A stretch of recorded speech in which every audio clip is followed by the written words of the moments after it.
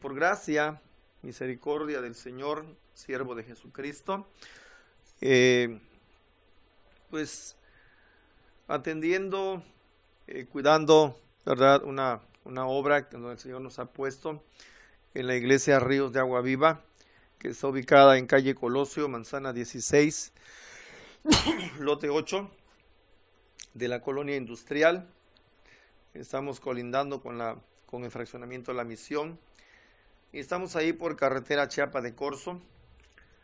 Y se entra por un negocio que se llama Gorza, que está frente a Ceramat, ahí rumbo a Chiapa de Corzo, por ahí se entra en Gorza. Y a cuadra y media ahí está la iglesia, la congregación, donde el Señor nos ha puesto a pastorear, nos ha llamado para su servicio. Y lo hacemos con todo nuestro corazón, honrando el nombre del Señor. Y si por ahí, ¿verdad?, nos escucha alguno de nuestros hermanos de la iglesia Ríos de Agua Viva, pues les saludamos en esta mañana, les bendecimos y decirles que, pues si por ahí me mandan mensaje o me hablan por teléfono, no tengo teléfono, se me descompuso y ni siquiera ahora WhatsApp, ni siquiera mensajes, menos llamadas, porque no tenemos teléfono. Pero bueno, ya estamos aquí en esta bendita mañana. Les saludamos en el nombre del Señor. Vamos a iniciar una vez más en esta hora con un tema más importante también en cuanto a lo que estamos viendo, a la materia. Y pues es de mucha bendición porque nos llena, nos enseña, nos guía a través de la palabra del Señor. Así que vamos a orar y vamos a empezar en esta hermosa mañana.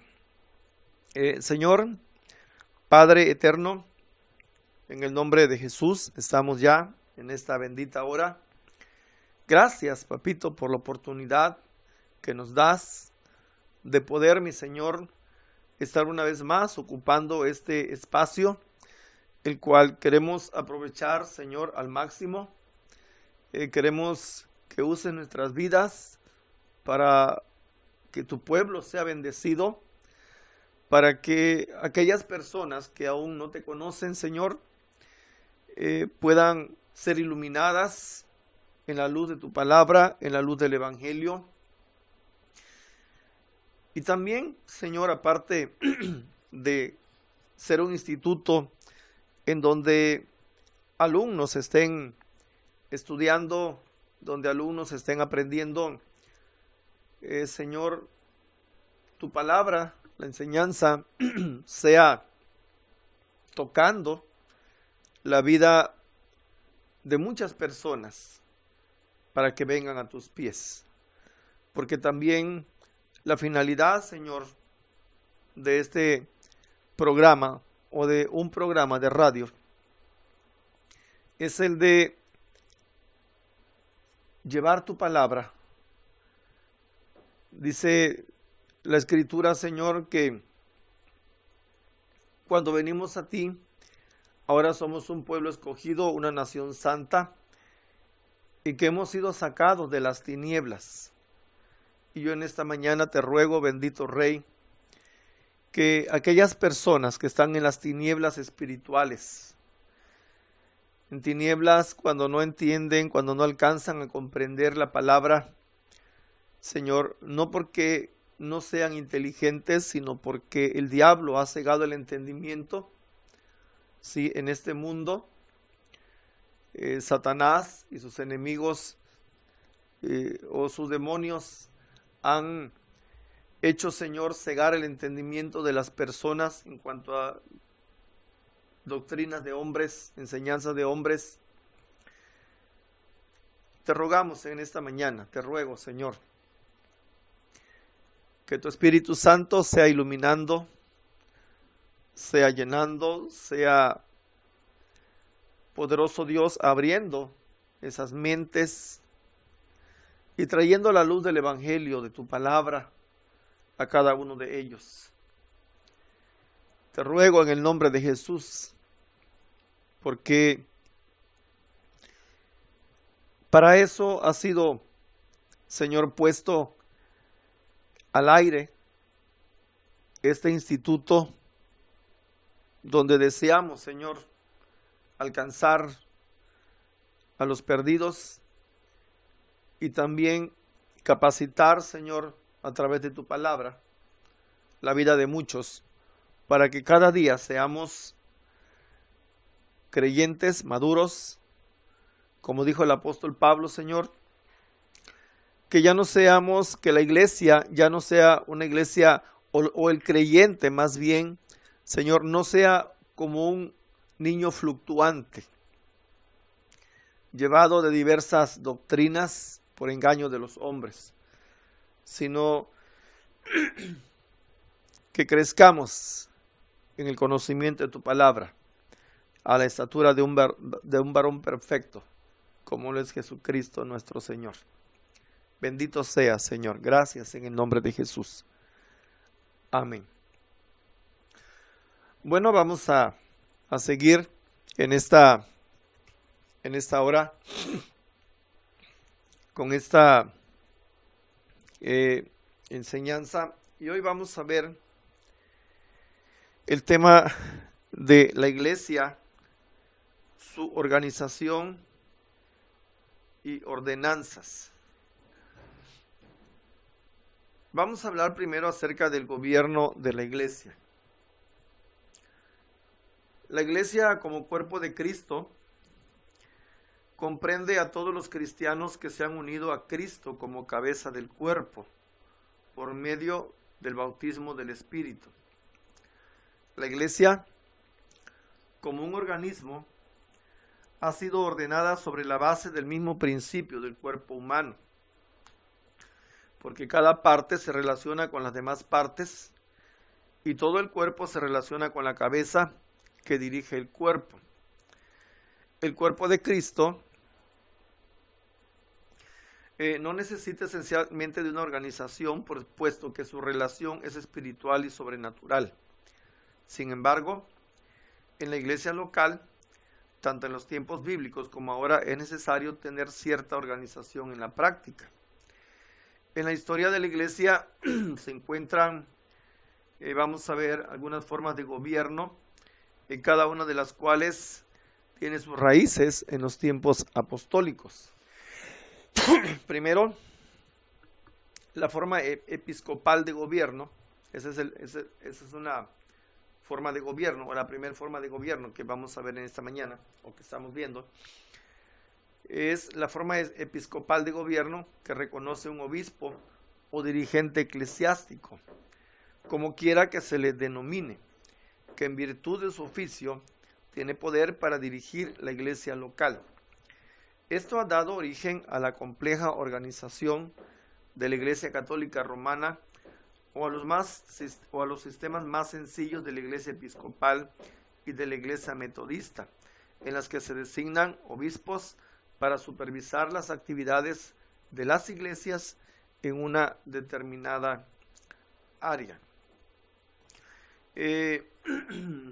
La segunda forma de gobierno es una forma representativa de gobierno que reconoce la autoridad de representantes debidamente designados por las iglesias locales, normalmente agrupadas geográficamente, como es el caso de las iglesias reformadas y presbiterianas. Los representantes de un grupo de iglesias locales, presbiterio, a veces quedan bajo la jurisdicción de un cuerpo mayor o sínodo, el que a su vez puede quedar bajo la autoridad de un cuerpo mayor denominado Asamblea General. Aunque varían las reglas y la extensión del poder, la idea es que la autoridad constituida de la iglesia la ejerzan representantes debidamente elegidos. Y la tercera forma de gobierno es la forma congregación. Al de gobierno es aquella que pone la autoridad en la congregación local, o sea, es un gobierno congregacional, y los asuntos importantes son decididos por las congregaciones sin considerar la autoridad de otras iglesias u oficiales. Esta forma de gobierno se ve en las iglesias congregacionales, las iglesias de los discípulos y en las iglesias bautistas, aunque las iglesias locales puedan estar sometidas a algún grado a cuerpos mayores, comités u oficiales. El concepto de una iglesia congregacional es que la iglesia local determina sus propios asuntos, elige y ordena sus ministros y dirige el uso de sus ingresos. Entonces, la iglesia de alguna forma está organizada. Tenemos varias denominaciones, ¿sí? Bautistas, pentecostés, presbiterianos, bueno, en fin, una serie de denominaciones, ¿sí? Con permisos de asociación religiosa, que en fin está comprendida la iglesia, y cada uno de ellos adopta la forma de gobierno que bien le parezca. Y le repito, hay tres formas de gobierno: la episcopal, de gobierno que reconoce un obispo o dirigente eclesiástico, ¿sí? O como quiera que se les denomine, que en virtud de su oficio tiene poder de dirigir la iglesia local. La otra es una forma representativa de gobierno que reconoce la autoridad de representantes debidamente designados por las iglesias locales, normalmente agrupadas geográficamente. Y la congregacional, donde en las iglesias locales pueden estar sometidas a algún grado a cuerpos mayores, comité o oficiales. Pero el concepto de una iglesia congregacional es que la iglesia local determina sus propios asuntos, elige y ordena a sus ministros y dirige el uso de sus ingresos. También la iglesia está organizada, ¿sí? En cuanto a su función. En cierta medida, en eso que estamos viendo, se ven las tres formas de gobierno de la iglesia primitiva. En el Concilio de Jerusalén se ilustra el gobierno representativo, donde los apóstoles y ancianos fueron reunidos y son considerados como una autoridad en cuestiones doctrinales surgidas en la iglesia. En el libro de Hechos, capítulo 15, ¿verdad? Vemos cómo, pues ahí este pasaje menciona el primer concilio que hubo en el tiempo de la iglesia primitiva acerca de asuntos doctrinales.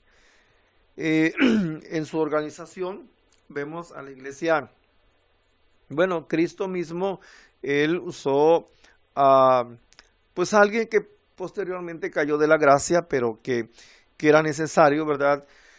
Una función de esa dentro del ministerio de nuestro Señor Jesucristo, y eso fue en cuanto a Judas como el tesorero. Entonces, no solamente o la iglesia tiene una forma de gobierno que pues ve de alguna forma tanto lo espiritual como lo económico, y como pues vamos a encontrar más adelantito de este estudio, las funciones, ¿sí? de un obispo, de un pastor, que pues en determinado momento viene siendo el obispo y el pastor, viene siendo sinónimo para ejercer una función dentro de la iglesia y dentro de su organización. Y pues al menos en el Concilio de Jerusalén, en Hechos 15, vemos que también aquí estaban viendo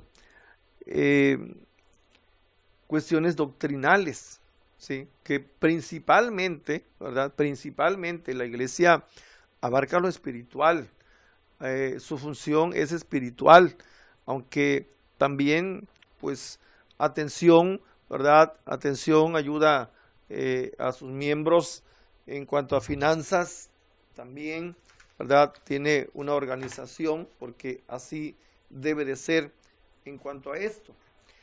Y vamos a ver ahora el orden de la iglesia. Vamos a ver algunas cositas en cuanto a cómo está organizada o a sus representantes. El concepto de orden eclesiástico se relaciona con quienes tienen la autoridad en la iglesia local y proporcionan el liderazgo para ella. En el Nuevo Testamento, la iglesia local incluía a las personas designadas como obispos y ancianos y que eran los líderes responsables de la iglesia local. Es probable que los obispos y ancianos fueran las mismas personas, aunque los títulos eran algo diferente en significado. El concepto de anciano encontramos en la palabra, en la Biblia, la palabra anciano. Por ejemplo, en Mateo 16:21 dice: desde entonces comenzó Jesús a declarar a sus discípulos que le era necesario ir a Jerusalén y padecer mucho de los ancianos, de los principales sacerdotes y de los escribas, y ser muerto y resucitar al tercer día. Entonces, el concepto de anciano en el Nuevo Testamento derivó probablemente de los ancianos que ejercían la autoridad sobre Israel y señalaba a una persona madura en juicio y digna de una posición de autoridad. La palabra anciano no específicamente se deriva de alguien que ya es anciano de edad, no, sino señalaba a una persona madura en juicio y digna de una posición de autoridad, o sea, una persona prudente, una persona sensata, una persona que pues era madura en cuanto a la palabra, en cuanto a su razonamiento, en cuanto a su conocimiento, ¿verdad? De la Biblia, de la parte del Señor. También Mateo 26, 47 y 57 dice: mientras todavía hablaba, vino Judas, uno de los 12, y con él mucha gente con espadas y palos de parte de los principales sacerdotes y de los ancianos del pueblo. Los que prendieron a Jesús le llevaron el 57 dice: los que prendieron a Jesús le llevaron al sumo sacerdote Caifás, a donde estaban reunidos los escribas y los ancianos. Pues prácticamente la palabra anciano cae o recae sobre una autoridad, era una autoridad sobre Israel, y esta señalaba a una persona madura en juicio y digna de una posición de autoridad. Esto, pues en cuanto a lo que vemos aquí en la Escritura, pues también pueden fallar, y ellos fallaron en el juicio contra Jesús, ¿sí? Pero en sí, era una persona madura en juicio y digna de una posición de autoridad. De aquí que un anciano fuera una persona que tenía cualidades personales que lo calificaban para el liderazgo, mientras el término obispo o sobreedor describía el oficio o función de la persona.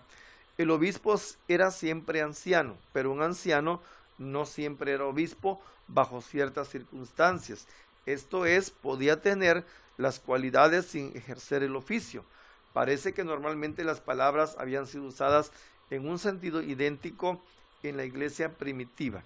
Por ejemplo, en Tito, capítulo 1 y versículo 5, dice la Escritura: por esta causa te dejé en Creta, para que corrigieses lo deficiente y establecieses ancianos en cada ciudad, así como yo te mandé. Y luego dice: porque es necesario que el obispo sea irreprensible como administrador de Dios, no soberbio, no iracundo, no dado al vino, no pendenciero, no codicioso de ganancias deshonestas. Entonces, estamos viendo aquí qué cualidades, ¿sí?, o qué características debía tener el obispo. Un obispo debería ser irreprensible como administrador de Dios, no soberbio, no iracundo, no dado al vino, no pendenciero y no codicioso de ganancias deshonestas. En la era apostólica, los obispos y ancianos en una iglesia local eran varios, aunque quizás algunos tenían más autoridad como líderes que otros. Los obispos y ancianos recibían la carga de ciertas responsabilidades, tales como gobernar la iglesia. Y ahí mismo, en la Biblia, en 1 de Timoteo 3, 4, 5, dice ahí que gobierne bien su casa, que tenga a sus hijos en sujeción con toda honestidad. Y luego dice, pues el que no sabe gobernar su propia casa, ¿cómo cuidará de la iglesia de Dios? Esta es parte de cómo debe ser un siervo del Señor. Y voy a leer algunos versículos más acerca de 1 de Timoteo capítulo 3, donde estamos hablando acerca de esto de los obispos. Dice capítulo 3 y versículo 1, palabra fiel, dice, si alguno anhela obispado, buena obra desea, pero es necesario que el obispo sea irreprensible, marido de una sola mujer, sobrio, prudente, decoroso, hospedador, apto para enseñar, no dado al vino, no pendenciero, no codicioso de ganancias deshonestas, sino amable, apacible, no avaro, que gobierne bien su casa, que tenga a sus hijos en sujeción con toda honestidad. Pues el que no sabe gobernar su propia casa, ¿cómo cuidará de la iglesia de Dios? Y añade todavía el apóstol, no un neófito, o sea, no alguien que ignore la palabra, no sea que envaneciéndose caiga en la condenación del diablo. También es necesario que tengan buen testimonio de los de fuera, afuera, para que no caigan en descrédito y en lazo del diablo. Entonces, vemos en la iglesia, en el orden, primero en lo que estamos viendo en su organización, formas de gobierno, que pues estas tres formas de gobierno las vemos, vuelvo a repetir, algunas denominaciones usan ancianos, y se han dado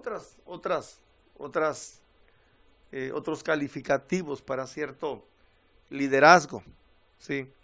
Pero aquí en la Biblia encontramos ancianos, obispos, pastores, encontramos, y bueno, la iglesia en sí tiene una organización, ¿sí? Tiene líderes, ¿sí?, espirituales, una congregación, y dijimos que, pues, de alguna manera, esta iglesia es el cuerpo de Cristo.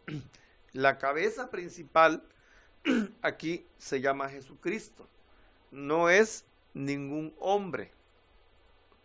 Sí, la cabeza, hemos leído en estudios pasados donde encontramos que la cabeza de la iglesia se llama Jesucristo de Nazaret. ¿Sí? No es como más tarde vamos a hablar, no sé si nos vaya a dar tiempo hoy, no creo, pero aparte de la organización de la iglesia en cuanto a su forma de gobierno, en cuanto a su liderazgo, en cuanto a cómo nos enseña la Escritura en la palabra de Dios, ahí en cuanto al gobierno, a la organización. La iglesia de Jesucristo tiene una cabeza, y su cabeza, la cabeza de la iglesia, se llama Jesucristo el Señor, ¿sí? No es un hombre, por ejemplo, la iglesia católica, apostólica y romana, su cabeza para ellos es el Papa, ¿sí? Y nosotros en la Escritura encontramos que la cabeza de la iglesia de Jesús, de la iglesia que Él compró con su sangre preciosa, es el mismo, Jesucristo el Señor. Nosotros todos somos la iglesia, y dentro de la iglesia están, ¿verdad? Vuelvo a repetir, en la organización de algunas denominaciones, ancianos, obispos, pastores, ¿sí? Y esto es lo que estamos viendo en el orden de la iglesia. Y vuelvo a repetir lo que dije hace un momento, el concepto de anciano que se enseña aquí en la Escritura, el concepto de anciano, ¿sí?, derivó probablemente de los ancianos que ejercían la autoridad sobre Israel y señalaban a una persona madura en juicio y digna de una posición de autoridad. Esa palabra anciano lo vemos desde el Antiguo Testamento con el pueblo de Israel, cuando Dios le dice a Abraham que buscara hombres, ¿verdad? Y para que le ayudaran con la carga del pueblo, y él tuvo que buscar a 70 ancianos, 70 principales, que él sabía que eran hombres prudentes, sensatos, hombres de verdad. Entonces, de aquí que un anciano fuera una persona que tenía cualidades personales que lo calificaban para el liderazgo. Bendito sea el Señor. En la era apostólica, ahora, los obispos y ancianos en una iglesia local eran varios, aunque quizás algunos tenían más autoridad como líderes que otros. Los obispos y ancianos recibían la carga de ciertas responsabilidades, tales como gobernar la iglesia. Y bueno, de ahí entonces se nos ha derivado la palabra o la cita bíblica en 1 de Timoteo 3, 4, 5, de cómo para poder gobernar un obispo, ¿sí?, la iglesia debería tener ciertas cualidades, ¿sí? Y este obispo, que aquí el apóstol Pablo le está diciendo a Timoteo, es que este obispo debería ser irreprensible. En el liderazgo de la iglesia no se debe la iglesia no va a elegir ni va a poner en liderazgo a cualquier persona. Para ello, el apóstol Pablo nos enseña cuáles son las cualidades de un obispo, ¿sí?, de alguien que está al frente, de un pastor, alguien que está al frente de una iglesia de Jesucristo, de una congregación. Y dice que el obispo debe ser irreprensible, debe ser marido de una sola mujer. Hablando sobre esto, encontramos que por eso la iglesia cristiana, la iglesia de Jesucristo, ¿sí?, sabe que, pues, bueno, el apóstol Pablo dice algo acerca del celibato. Dice que mejor le fuera al hombre o a la mujer quedarse así como él estaba, ¿sí? Pero si no tenía don de continencia, pues mejor que se casase, ¿sí? Entonces, aquí encontramos que el obispo, el pastor, el anciano, puede tener una esposa, sea marido de una sola mujer. No es algo de obligación o algo que tenemos que hacer de esa manera en cuanto al celibato. No, aquí enseña que el obispo, el pastor, puede ser o debe ser irreprensible y debe ser marido de una sola mujer, ¿sí? Dice que debe ser sobrio, debe ser prudente, debe ser decoroso, hospedador y apto para enseñar. Dice que no debe ser dado al vino. Aquí, cuando dice no debe ser dado al vino, tampoco estamos diciendo que pues deba de probar algo, de ninguna manera, porque la Escritura nos enseña que un poquito de levadura, o sea, levadura hace mención o simbólicamente al pecado, y un poquito de pecado pues echa a perder toda nuestra vida espiritual. Entonces dice que no debe ser pendenciero, no discutir, no pelear, no codicioso de ganancias deshonestas, no codicioso de ganancias deshonestas, debe ser amable, apacible y debe ser no avaro, no codo. También dice que gobierne bien su casa, que tenga a sus hijos en sujeción con toda honestidad. Y aquí el apóstol Pablo añade algo y dice, pues el que no sabe gobernar su propia casa, ¿cómo cuidará de la iglesia de Dios? Entonces son características que hay dentro del orden de la iglesia, ¿sí? Los ancianos, dice que gobiernan bien, sean tenidos por dignos de doble honor, mayormente los que trabajan en predicar y enseñar. También los ancianos tenían un honor, tenían una función y también trabajaban en predicar y enseñar la palabra del Señor. Ahora, en cuanto a esto, en cuanto al liderazgo, tenían que proteger o tenemos que proteger la iglesia contra el error moral o teológico. Tito 1:9 dice lo siguiente: retenedor de la palabra, fiel, tal como ha sido enseñada, para que también pueda exhortar con sana enseñanza y convencer a los que contradicen. Entonces, el liderazgo de la iglesia, ¿sí? Nosotros los creyentes, nosotros tenemos que proteger a la iglesia contra el error moral o teológico. También debían supervisar la iglesia en la forma que un pastor lo haría con su rebaño. Entonces, San Juan 21:16 dice, volvió a decirles la segunda vez a Simón, hijo de Jonás, ¿me amas, Pedro? Le respondió, sí, Señor, tú sabes que te amo. Y le dijo, pastorea mis ovejas. Y en Hechos 20:28 dice, por tanto, mirad por vosotros y por todo el rebaño en que el Espíritu Santo os ha puesto por obispos para apacentar la iglesia del Señor, la cual él ganó por su propia sangre. Dentro de la organización de la iglesia, ya hablamos los tres tipos de gobierno, y dentro de estos tres tipos de gobierno, pues aquí entra en la función del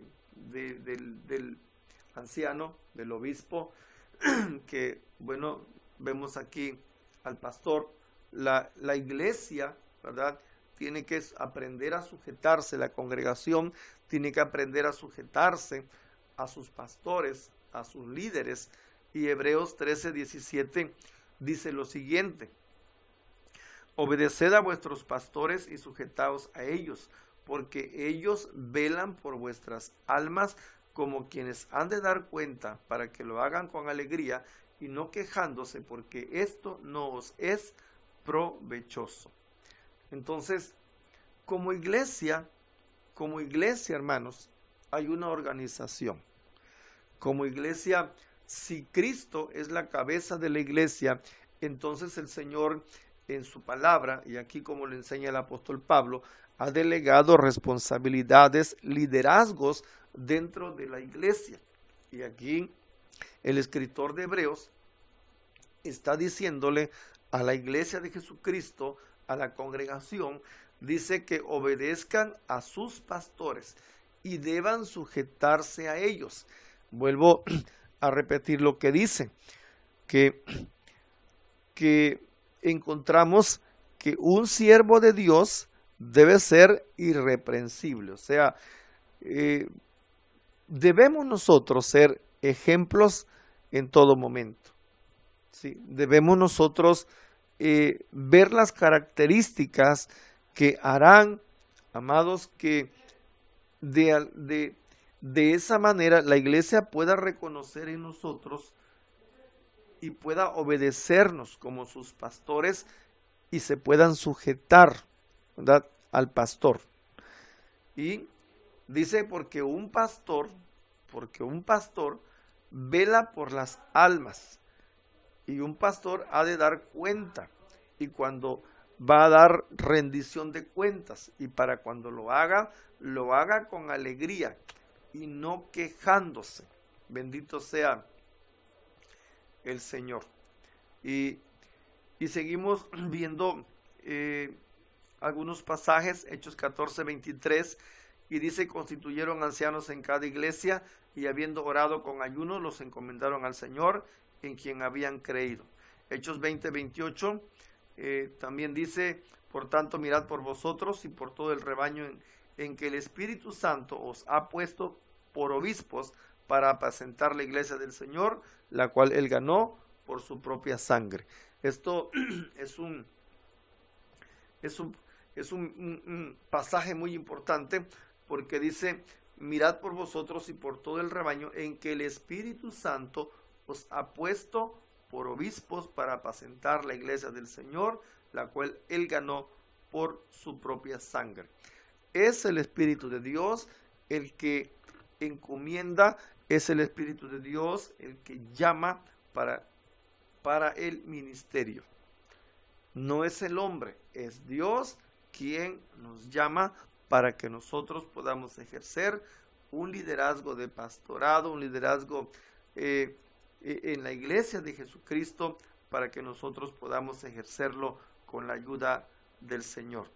Y Tito 1:5 dice, por esta causa te dejé en Creta, para que corrigieses lo deficiente y establecieses ancianos en cada ciudad, así como yo te mandé. Entonces vemos acá que es necesario, ¿verdad?, el liderazgo, y aquí le dice a Tito que estableciese ancianos, o sea, que estableciese personas maduras, que estableciese personas con ese perfil, ¿verdad?, para que entonces la iglesia pueda caminar bien. Esa organización de la iglesia, ese orden de la iglesia pueda caminar bien, y entonces estaremos sentando bases para que haya una congregación temerosa, para que haya una congregación basada en la palabra bendita de nuestro Señor Jesucristo. Además de los ancianos y de los obispos o pastores, otros eran designados diáconos. En la iglesia primitiva se preocupaban en el cuidado de los necesitados y en ministrar a las necesidades físicas, aunque también podían tener dones espirituales. Dice Hechos 6:1-6, dice, en aquellos días, como creciera el número de los discípulos, hubo murmuración de los griegos contra los hebreos, de que las viudas de aquellos eran desatendidas en la distribución diaria. Entonces los 12 convocaron a la multitud de los discípulos y dijeron, no es justo que nosotros dejemos la palabra de Dios para servir a las mesas.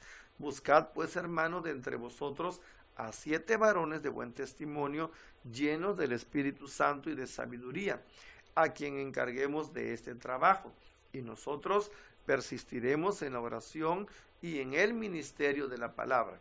Agradó la propuesta a toda la multitud, y eligieron a Esteban, varón lleno de fe y del Espíritu Santo, a Felipe, a Prócoro, a Nicanor, a Timón, a Parmenas y a Nicolás, prosélito de Antioquía, a los cuales presentaron ante los apóstoles, quienes orando les impusieron las manos.